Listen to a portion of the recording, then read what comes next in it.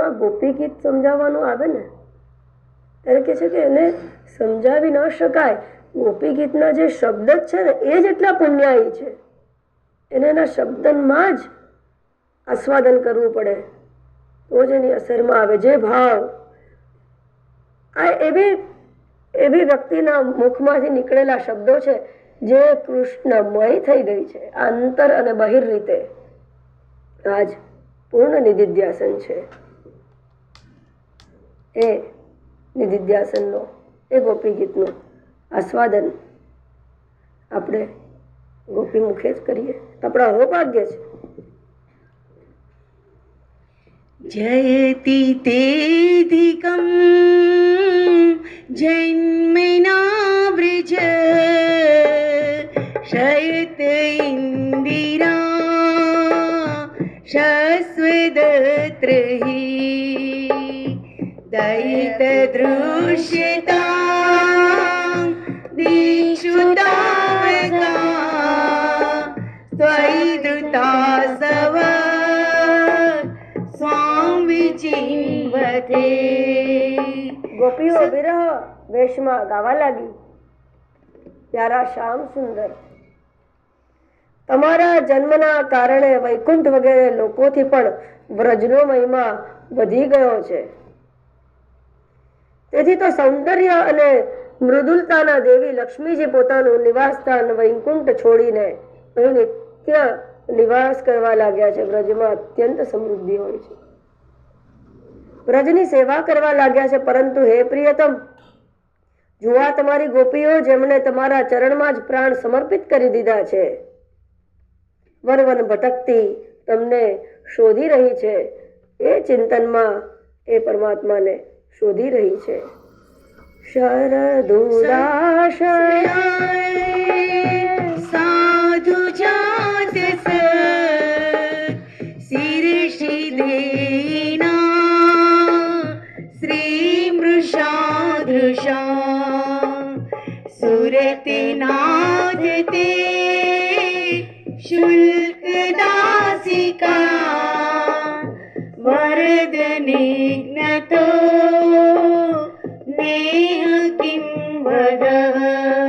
હે પરમાત્મા, અમારા પ્રેમપૂર્ણ હૃદયના નાથ, અમે તો તમારી વિનામૂલની દાસીઓ છીએ. વિનામૂલની દાસીઓ. હે પરમાત્મા, કોઈ વિશેષ પંચભૂતાત્મક વિષયોની ઈચ્છા નથી. કોઈ મોલ નથી જોઈતો. શરદ ઋતુના સરોવરમાં સુંદર રીતે ખીલેલા શ્રેષ્ઠ કમળના ગર્ભની શોભાને હરી લેતા નેત્રો વડે તમે અમને ઘાયલ કરી ચૂક્યા છો.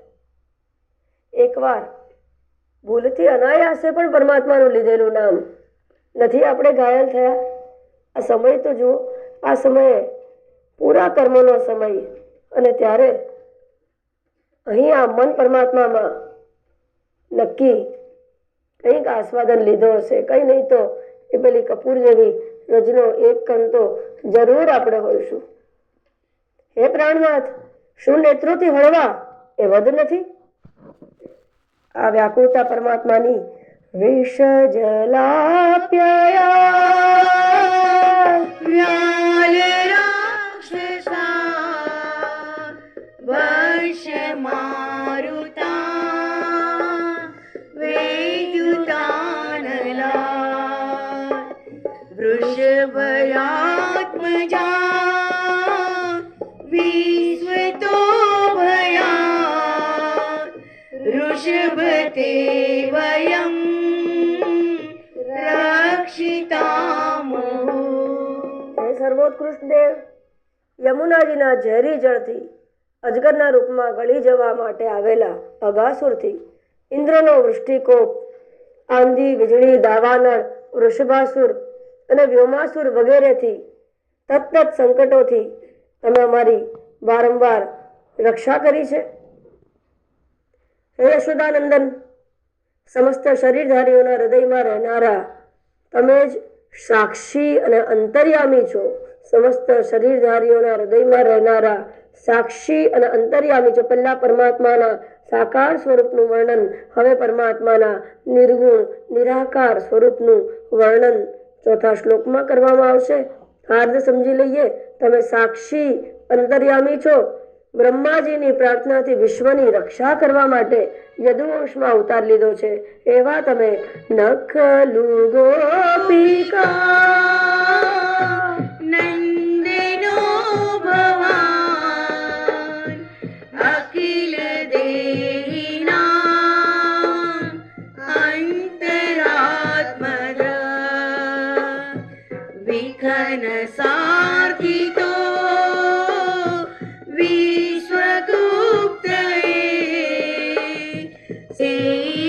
સેવાન શાશ્વતા કુલે વિરચિતા વયં વૃષ્ણિદૂર્યતે ચરણમીયુષાં સંસ્કૃતેર્ભયાत् करसरोरुहं कान्तिकामदं शिरसि देहिना श्रीकरग्रहम्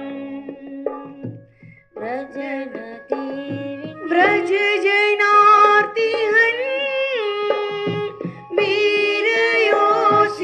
वीरयोषितां निज जनस्मया ध्वंसन स्मित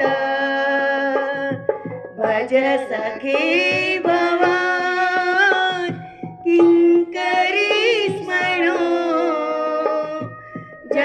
जलरुहाननं चारुदर्शय प्रणत देहिनां पापकर्षणं तृणचरानुगं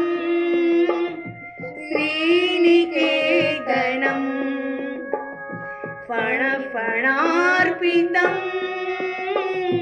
ते पदाम्बुज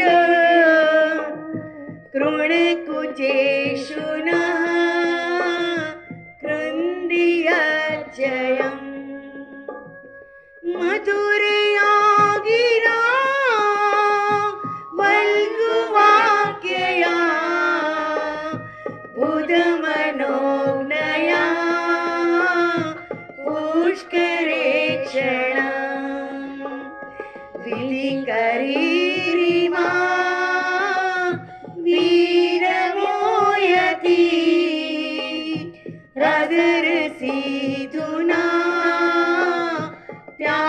ध्यायलश्वरा तव कथामृतं